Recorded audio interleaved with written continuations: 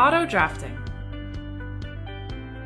Auto drafting can help designers create all 2D drawings of the model at one time. Click the Auto Drafting button in Tools tab. First, select the parts or assemblies by layers or filter. For example, you could select the parts or assemblies created by a specific designer.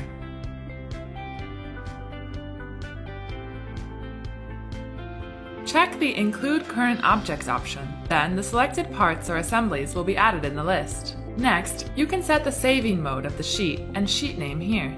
For example, define a suffix for the sheet name and update it to all the picked items. Then, their sheet names will be modified accordingly.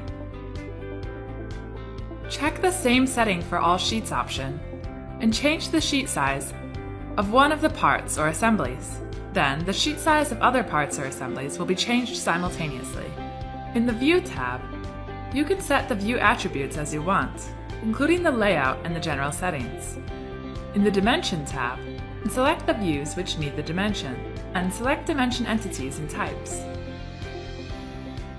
The last tab is Table. Check the Enable BOM table, and select a location type, and define the position for the BOM tables. So far, everything is done. Click OK to generate all needed 2D drawings for the parts and assemblies automatically.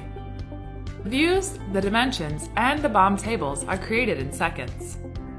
Instead of creating 2D drawings manually for a single part or assembly one by one, auto drafting significantly saves your time.